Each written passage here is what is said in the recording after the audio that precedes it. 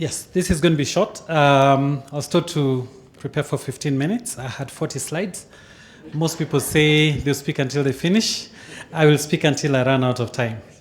And I'll try and keep it to 15 minutes. When I was writing to Anne with this presentation, I said it's okay for it to be a bit long because even though I don't present all of it, whoever gets the slides, like every conference attendant always asks that they should get the slides. Whether they read them is a different issue. They will have a lot more than what I'm going to be able to say in 15 minutes. So I'll try and be very quick. I'll start by telling you who we are. We are a leading law firm with a dedicated team of legal advisors in various fields. But key for today is that we do have a dedicated REITs legal advisors team. I want to show you some of those, some of the faces you might know, some you may not know. But we realize as part of this education process, we do need to have a dedicated team in preparation. We do have to prepare before the rain begins, and we spent the last 10 years building this team, which I lead. So those are the people who will be talking to you when you come to us to discuss REITs. What do I want to cover in the time I have? I want to do just refer to the basic legal requirements for REITs. What are the types and characteristics of REITs? Who are the people involved and what are their obligations? What's the procedure for establishment? Tax implications have been talked a lot. I will not be repeating that, but they're part of the presentation. The issue about valuation of assets has been touched on. And how do you end a REIT? I know we are talking about how do you begin it, but is it forever, like the baobab tree? We can talk about that. I think the first thing is to say, by way of introduction, we have a regulator, the Capital Markets Authority. I know they'll be coming up next. The objective of regulation in this subsector is to provide investor protection, first and foremost, just ensure people don't lose their money out of misconduct of people involved or out of being misled. If people do lose money, it should be because the market turned against them rather than anybody else's misfeasance. Ensure prudent management without unnecessarily removing flexibility. And I know we've talked today about how CMA is supportive, is innovative, and they do indeed support, but can they also ensure that this instrument is well managed and the whole process is well managed, prudently managed? And then is there transparency and good governance? And I know that has been talked a lot by Ewart. What are the laws that you need to be aware of? The key one is really the Capital Markets Act, because that's a enabling legislation. But under it, and very specific to REITs, are the Capital Markets, REITs, real estate established investment trusts, collective investment regulations. I told you, if it doesn't have two sets of brackets, it's not from the CMA. So just call it the REITs regulations. So much easier. 2013, which, as you're told, is currently being reviewed. And then, of course, the Code of Corporate Governance for issuers of securities to the public, because the moment you do issue REIT securities, then you are an issuer of securities to the public, and you do need to be familiar with that and to comply. And then, of course, the listing regulations. Again, two sets of brackets, but just call them the listing regulations. So you need to be familiar with this, and there are lots of lawyers in the room. I'm sure they're familiar. We're available to discuss this. That's part of why you need a good lawyer in your team. What is the structure of a REIT in Kenya? And we are very, very clearly, according to the regulations, it is not a company, it is not an LLP, it has to be an unincorporated common law trust, which must be divided into units. Now, your lawyers will demystify that. And we need to be aware that right now there's a proposed law on trust administration, the trust administration bill, which is likely to change how we understand trusts in this country, because it's making trust a statutory organization, a statutory establishment, something that is established by statute, as opposed to an incorporated common law trust. Again, as I said, the lawyers will demystify that. But it means we don't have the flexibility to set up, say, a REIT as a company. And I'll be touching very slightly on that later. It should be divided into units, because what we list on the stock exchange or what we sell, what we market, is not a share. And I know they do look like shares, but they're actually units in a trust. How do you establish it? It's not articles of association. It is a trust deed. And there's a detailed schedule of what should be in the trust deed in the regulations. Key thing is that you will need to have a trustee who is independent of the REIT manager and the REIT promoter. We've talked a lot about, somebody mentioned, why does it take so long to get REITs to market? One of the things that has been delaying REITs coming to market is the fact that almost every promoter who wants to promote a REIT also wants to be associated with the REIT manager, and in fact wants either themselves or a related company to be the REIT promoter, to be the REIT manager. Now, it takes a bit of time for the CMA to approve you or you to qualify and apply to be a REIT manager. And that has been one of the reasons there's a delay. We do have REIT managers in the market who are available to be used as third-party service providers, and I encourage you to use them. Why? Because a REIT manager can actually manage more than one REIT with permission from the CMA, and not every promoter of a REIT need be a REIT manager. I'd actually encourage more and more people to be promoters without necessarily being REIT managers. But then you ask, then what is in it for the REIT promoter? And I've got to say here, I've not seen the CMA stop anybody from charging a reasonable fee to promote a REIT. So there is business in actually promoting REITs without necessarily becoming REIT managers. Now, the REIT manager, of course, and the REIT trustee must be licensed by the CMA. That's a different category of license, and I know CMA has been dispensing such licenses. And I know a number of us in the room are waiting for those licenses, maybe just for the CMA to be encouraged to hasten the process.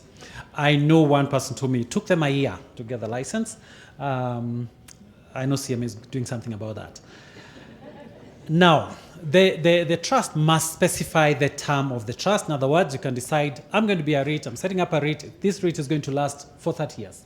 That's acceptable. Or it's going to last for 50 years, or 8 years, or 100 years. It doesn't have to be perpetual like a company.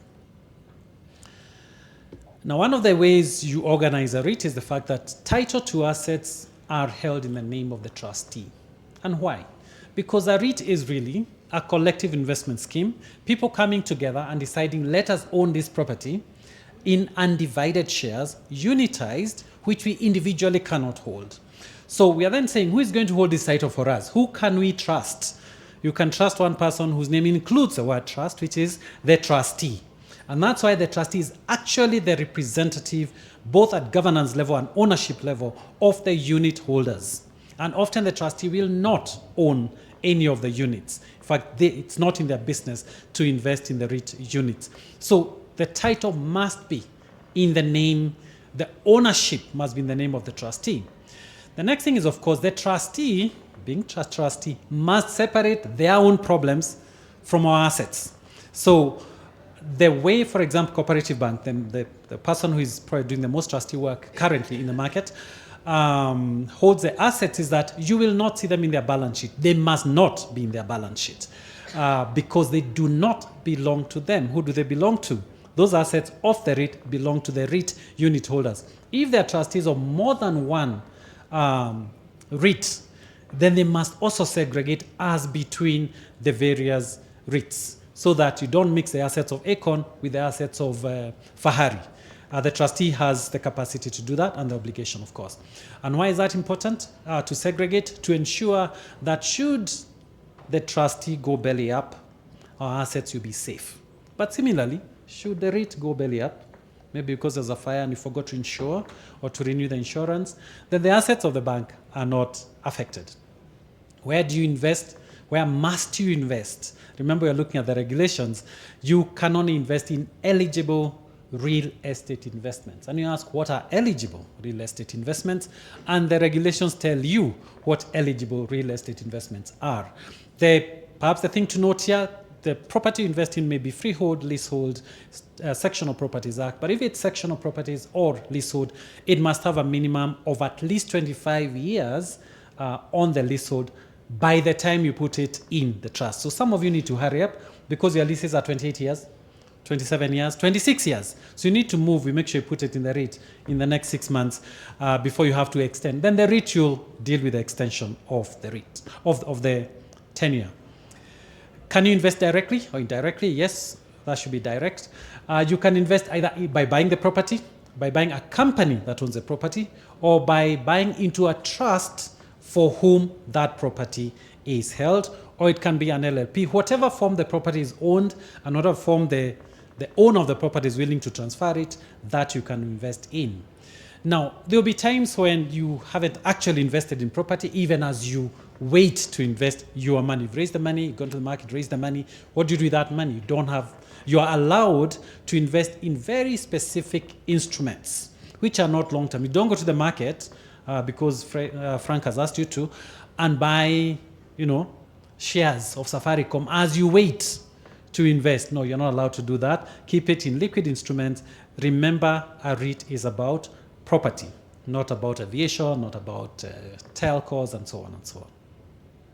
What are the types of REITs we have in Kenya? We have D-REITs. Simply, it's a REIT for development and construction. And we have I-REITs. Those are people who've decided we are not in the construction space generally. We want property that already yields a rental return or license return.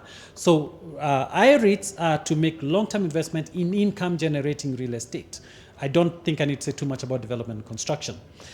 However, it's recognized that as you do your income and your properties are already mature, they're already yielding, you might want to do a little bit of construction, improvement, a new asset which is neighboring you and you acquire it. You may have up to 15% of your total net asset value in development and construction for an I-REIT. You may not hold more than 10% of your total asset value in non-rent producing property.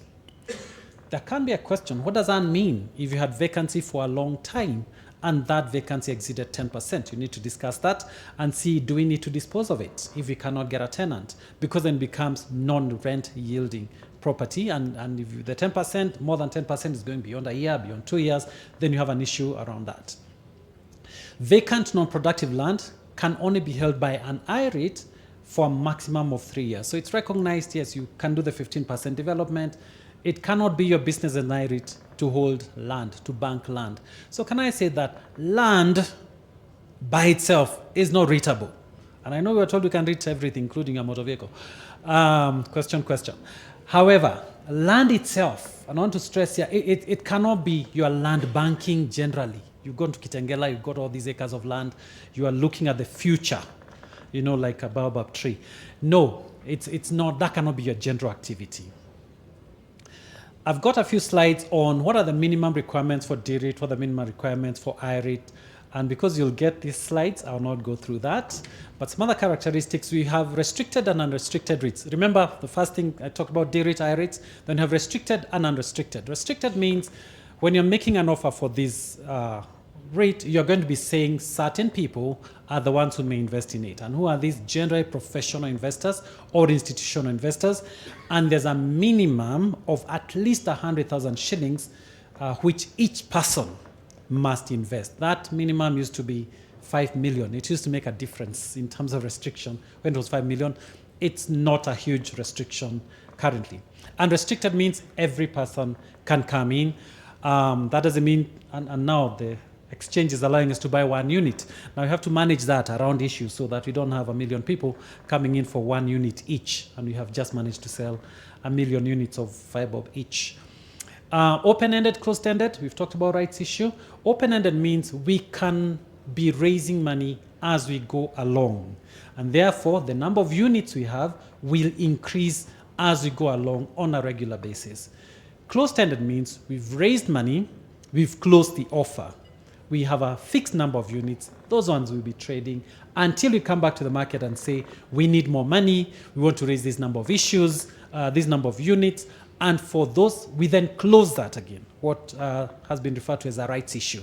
So that's a difference between open-ended and closed-ended. And when you're setting up your REIT, you've got to determine whether your REIT is open-ended or closed-ended. Is it going to be listed or not listed? The only thing that must be listed as a REIT is an unrestricted I-REIT. An unrestricted income REIT must be listed. All the others, you have an option. and your investment advisor will help you to determine what is most suitable for you. As Cynthia said, if you want to raise capital, then you want to list it. If you don't raise capital, you don't have to list it. Things like that. Those are some of the considerations. We have Islamic REITs and non-Islamic REITs. Islamic REIT simply means it's been certified by a Sharia committee that it is good enough for Islamic investments. There are certain investments that Muslims will not happily invest in, regardless of the return, mainly because of the activities. And you do need an extra organ called a Sharia committee to certify it as Islamic REIT compliant. Those are the statutory characteristics that you will have to choose one or the other. But there are others that you can decide, strategic characteristics which you can self-impose. What is the asset type I want to invest in? Is it industry? Is it retail? Is it mixed use?